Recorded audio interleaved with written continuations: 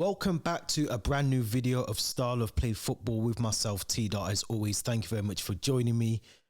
If you're new to the channel, please go and subscribe. Give this channel and this video a thumbs up and let me know your thoughts in the comments about Saturday's quarter-final match against England and France. Unfortunately, England have gone home. It isn't coming home. Harry Kane's penalty is not coming home. The ball is still traveling in outer space somewhere. I think it's just hit Pluto. I don't know where to start. I'm going to start from the very beginning. Because before the game, the build up to the game, the whole conversation around Kyle Walker and Mbappe, and how would Kyle Walker deal with Mbappe, and how does Gareth Southgate make sure that Kyle Walker is protected in that position, and how do we stop Mbappe, was all the conversation that we were hearing before the game. And one of the things I said, and I kept saying, and I repeated before the game and kept saying to everyone, Mbappe is not the problem. Mbappe is not the problem. He's a brilliant player. He's a world-class player, potentially got the potential to go on to be one of the best players in the world of football ever. But he's not the problem. He was never going to be the problem. Olivier Giroud is always going to be a problem. Griezmann, who I've had ups and downs about Griezmann. Is he the player that we all think he is? And he's had times in club football where he hasn't really shown and progressed what I think he should be doing as a footballer. But Saturday night, you can't fault Griezmann either, or Dembele. All three of them had a brilliant game, but Olivier Giroud was always going to be the problem. Always going to be the problem. And if you stop him, you stop everything, because everything feeds into him. Everything. He's the one person who likes to play off the last defender. He's a problem in the box. He's just difficult to play against. We've had him. I'm a Chelsea fan. We've had him at our club, and the amount of goals he's scored for us and saved the day for us. Champions League nights, Europa League nights, Europa League finals. He's been the player that we've looked to, and he's one of the best players for me, not just in this World Cup, but he's very underrated. Olivier Giroud. He's now surpassed obviously Thierry Henry's record as all-time goal scorer for France, and you can see why. We're going to get onto his goal shortly, but I wanted to talk about the build-up to the game. The lineup, I was impressed with the fact that we didn't go to a back five. I was very worried that Southgate might change and go back to this old, very defensive three centre backs, the two wing backs, which he didn't do. He kept it in terms of the lineup. He kept it very much what we know of England. He had the same lineup that he had previously. The free midfield of Henderson, Bellingham, and Declan Rice, who I thought was arguably our best three that we should be starting in that game. Front three of Saka, Foden, and Harry Kane. Everything's, we had the tools to do the job. We had the tools to do the job on the day. Going into the game, the game kicked off. First half, you could tell there was nerves around the England camp, the England team. There was massive nerves. You could tell that. There was sloppy passing, not committing to go forwards. Obviously, again, the talk was about Kyle Walker. How does he get forward with Kylian Mbappe behind him? And I felt he tried to do that at times. He was very reserved, both Luke Shaw and Mbappe. Obviously, Shaw had to mark Ousmane Dembele on the other side as well. So there was opportunity for us to, I think we should have took the game by the scruff of the neck in that first half. And the fact that we didn't, it allowed France to dominate and dictate the style of the game, the pace of the game. They had some really good chances in that first half, and credit to Jordan Pickford because he pulled off some really good saves in the first half as well. But there was just no commitment from Saka, who didn't really want to take anyone on. Phil Foden as well, who's very quiet in that first half. Bellingham didn't really seem to know what his position was in the midfield at some time in that first half as well. And I kept saying, this kind of feels like a game where you might need to take Foden off. You might need to bring in, I don't know, another player that can play on that left side. I don't know who that would have been at the time, but had really Raheem Sterling not had his house broken into, flew back to England to fly back to Qatar, I would have said maybe you start Sterling or you swap Sterling for Foden at half time. But I wouldn't have played him. I wouldn't have started him, and I wouldn't have brought him on in that game either. Harry Kane has a beautiful chance in that first half. I think Upamecano that he takes on, and lucky. I mean, lucky not to I mean, for me personally, the referee was diabolical. And this is not a video of ifs and buts and maybes, but the ref for me was diabolical. There was an opportunity, I think, for Saka. I think got fouled maybe 3 or 4 times in the first half. There was arguably a case for a foul. I think there was a massive call and cry out for a penalty in the first half. For me, it wasn't a penalty. I think the foul was started outside the box and ended up in the box, but it was definitely a foul, definitely potentially a booking. The fact that the ref went to VAR and there was no foul given, I mean, that's a foul. Surely that's a foul. So you give the foul, you don't give the penalty. But you can't go into these games and blame refs. You can't go into these games and say, you know, we should have done this when you've already played the 90 minutes. I think, you know, we had opportunity to try and score goals in that first half. Saka had a brilliant chance as well in the first half. But whatever was said at halftime, and whatever Southgate tried to do at halftime, you could see there was a change. There was a shift in the game. And you look at the game, you look at the performance, it just, in fact, no, let me go back to the goal. I haven't spoken about the first goal, the France goal. Tchouaméni, Griezmann, I think, was the assist. A lovely pass, laid after pass for Tchouaméni to score. You can't give someone that much room. And Jordan Pickford should not even have to attempt to save that, because one of your midfielders, whether that's Declan Rice or Jude Bellingham, credit to him, he's the only player that actually tried to close down the gap and close down the space for Tchouaméni's shot. But your defenders, someone should block that shot. That does, because Pickford sees that last minute. He's half a second behind the shot. By the time he's realised where the ball is, it's, you know, you see it in slow motion, it looks like he's got time to save the ball. The speed of that shot, the timing of it, the vision that he's been blocked by his own centre-backs. He hasn't seen the ball. He's not going to save that. He shouldn't have to save that shot. He shouldn't have to. He shouldn't get to Jordan Pickford. The fact that it did tells us that there was no one in that midfield area occupying that space in front of Tchouaméni to block the shot, to stop the shot. Harry Maguire, John Stones, someone should be getting some sort of form of their body on that shot to stop it from going to Jordan Pickford. So you can't criticize Pickford for that. I think he's had a really good World Cup. But yeah, it's bad. It was bad. It was a bad way to end that half, you know, as well, because, you know, we weren't really in the game in the first half. But whatever happened in the second half in the dressing room, Southgate came out, he tweaked a little bit around the midfield, he swapped a few things, but there was science there. I mean, there was science there, you know, that we could go on to potentially even get, you know, at one point I was screaming at the TV to get us the extra time. Just get us the extra time, because you could see that France was slowing down, the tiredness, the intensity was slowing down in them as well. They were making silly mistakes. And Saka was having a field day against Hernandez and Upamecano on that left side. He was having, I mean, he dominated the right of it. Them two defenders, the left back and the two of them there, they struggled against him. He was our Griezmann for the night. You know, they couldn't handle him. And, you know, eventually he gets a penalty after his 7th foul. The referee just was not, I don't know what he was thinking in that game. You know, a lot of the things that he let go, potentially should have pulled back. But we get a penalty. And Harry Kane up against his teammate, his club teammate, Hugo Lloris in goal. Now, at this point, I didn't actually say down the middle. I said, go with what you know best. Go with what you know best, Harry Kane, and shoot the ball into your preferred corner.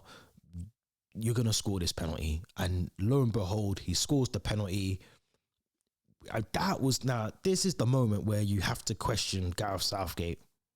You have to question him, because you're 1-1. Momentum is on your side. You're up. You've just scored a goal. It's 55 minutes into the game. You need to make changes now. Now's the time to make your changes, because you're up. You bring on Marcus Rashford. For me personally, you know, I haven't been his biggest fan last season or the season before, but based on his form for Manchester United coming into the World Cup, the way that he's played in some of those group games at the World Cup as well, Marcus Rashford was a prime example of who you bring on.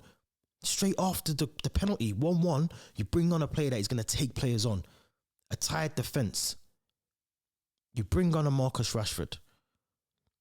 You don't not do anything, because if you don't do something, I guarantee you France catch second wind, they're going to score. And just before the goal, the same cross came in. The exact same cross came into Olivier Giroud. He doesn't need much space. He doesn't need much space to do something magical. And he done that, and he just shaved the post. And we didn't even learn from that.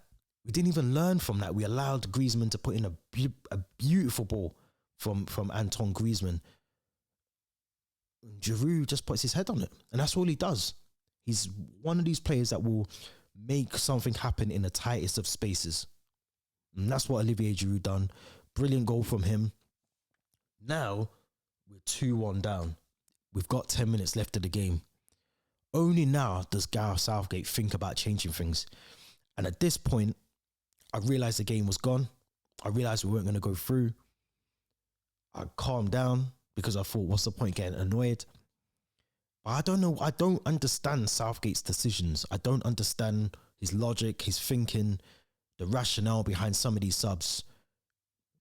Bukayo Saka, one of the best players on the pitch.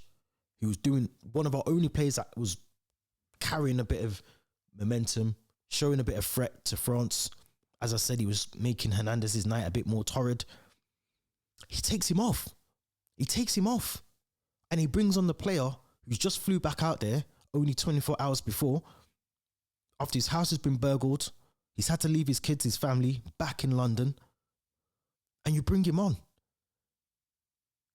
You've got Rashford there. Bring on Rashford. You take off Jordan Henderson, who in those moments, you actually need a Jordan Henderson on the pitch. You need someone. He's not the best footballer for me. He's someone who I think he carries a lot of that stuff off the field. He's a very good leader, Jordan Henderson. And in those moments, you need leaders on the pitch. You need leaders. He brought on Mason Mount. You need a goal. I get it. I do get the Mason Mount one a little bit because you want someone a bit more creative, extra legs, fresh legs in the midfield. I get it. But he's hardly kicked a ball this World Cup. He hardly kicked a ball. Saka should have stayed on. You got Grealish. You should be bringing, at 55 minutes when you score that penalty, you should look at Grealish and you should say, right, I want you to come on for Foden, because Foden was not really in that game, if we're going to be honest. He didn't really do anything. He didn't impact the game at all. I'm going to bring you on for Foden. And not even because I think Jack Grealish is a brilliant player. I just think he's someone who can get stuck into these players and cause problems for the defence. He might be able to get the ball into the box. Harry Kane, credit him, and I've spoke about this on many podcasts before, is one of these players that gets very frustrated, and he's adapted his game to drift into midfield. He drifts into midfield and it eliminates who's in the box when we're in transition with the ball. When we're trying to put something into the box, there's a massive gap in the middle. And that was mainly in the first half. As the game went on in that first half and even in spells in the second half, there's no one in midfield because Harry Kane's dropped so deep. At one point, Harry Kane was in his own half. He drops too deep for me, and the game goes on. Mason Mount, who's just come on, gets a penalty. At this point now, I'm screaming, down the middle. Put the ball down the middle, straight down. Put your lace, your foot, your whole life through this ball and put it down the middle of the goal. Because I can bank you this, that Lloris is going to go left or right. He's not staying in the middle, he's going left or right. Because he doesn't know now, are you going to go for the same spot you just done before, or are you going to try and outsmart me and go the other side? Down the middle. Just put it down the middle. You didn't even need to overthink it or overcomplicate the penalty. Just put it down the middle. That's it. We could be talking about a whole different game. I think that's a massive miss for Harry Kane. He's 29 now. Next World Cup, he's going to be, 33, 34. He might make the next World Cup. He's obviously got the Euros in 2 years, 2024. But we have to start questioning Harry Kane at big moments, because it's not just country, it's club as well. He's bottled a lot of these moments. When you look back to the finals and the semi-finals that he's got to, and the times where he could have won some silverware, He's bottled it every single time. Tottenham fans will not agree with that, but he is a bottler. He's a bottler.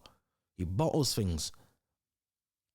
He bottles it when it matters. And this is why I go back to Jordan Henderson. You know, you can't be the captain of your country and you've not even won anything. What have you won? How can you be a leader if you can't even lead your club to silverware, to the Prem, to the Champions League? You can't be the leader of the country. Jordan Henderson is a player that I respect when it comes to England. Same with Jordan Pickford. They're leaders. You can see Pickford, if a goal's coming towards him, the ball's coming towards him, he has to pull off a save or he just shaves the post. He's the first one telling the defenders. Jordan Henderson does the same thing. You can see on and off the field, he's a leader. Harry Kane doesn't do any of that. He doesn't do any of that. I don't want to blame it just on him.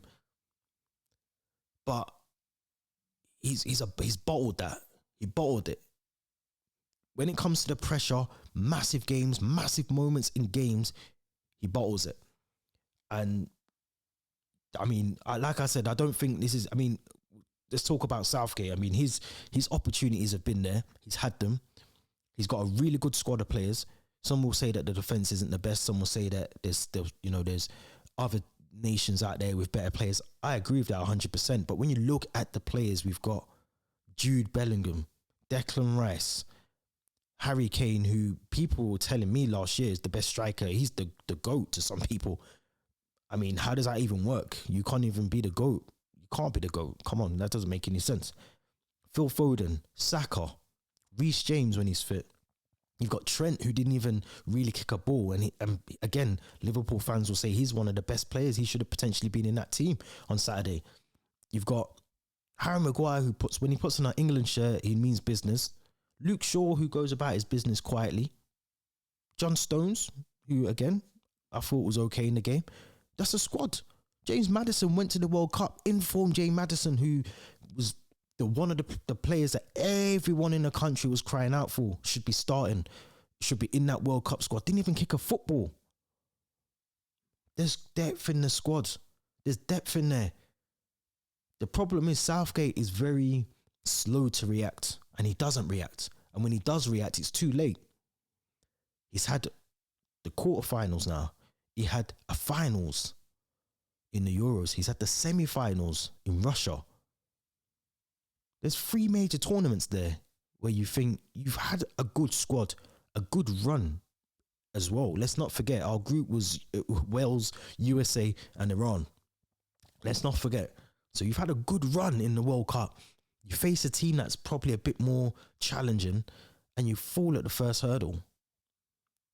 Some of it's down to the players, some of it's down to the manager, in my opinion. But for me, and I'm going to ask this, I want you guys to tell me your thoughts in the comments as well. But if Southgate is to walk, who comes in for the job? Who comes in for the job? People are saying Thomas Tuchel. Do you really want to see a non-Englishman take the job on? I don't know, you know. Money would have been on Graham Potter or Eddie Howe before, you know, the madness at Chelsea. And obviously Eddie Howe is now in a position where he doesn't necessarily need to leave Newcastle. They're trying to build a squad there. Who comes in? Gareth Southgate is lovely. He's cushy. He's got a nice contract that takes him through to the Euros. He doesn't need to really do anything. He wouldn't really, for me, impress me as a club manager. I don't think many places he would do well in. So where does he go? Who do we bring in? You know, Pochettino's not going to want to be the English manager. He's Argentinian and he's just had a nice payoff from PSG. So you have to ask yourself that question. If he goes, who comes in? But I do feel that his time, especially you know, the end of the next World Cup in America, he's got to go, because he's had he'll have 5 major tournaments by then. 5 major tournaments and nothing to show for it. For the crop of players that we've got there, by the time he has them, some of these players, Harry Kane's and maybe even a Jordan Henderson, might not even be at the next World Cup. They might not even be there. Even Raheem Sterling, you're talking about these players, they're 29 now. They'll be in their late or mid-30s. Massive, the ship has sailed moment, I feel, has come up here. Disappointing, but we have to go on. Obviously, the Premier League's coming back soon. The Football League has returned over the weekend as well. Some really good games. Burnley got a really good result against QPR yesterday. Vincent Kompany on the right path. But yeah, you know, there's going to be some domestic football coming back, which means there's going to be a lot more videos coming on this channel. Wanted to do a lot more for the World Cup, but obviously time permitted, I was unable to do that. So we're going to try and do some more World Cup previews. But don't forget to subscribe to the channel. Let me know your thoughts in the comments around Southgate, around the France-England quarter-final. Were we too late to react? Should we have done more in that game? Would you have brought on Raheem Sterling under the circumstances? Harry Kane's penalty miss. Let me know all your thoughts in the comments. This has been T. Style of Play Football. Until next time, thank you very much for watching.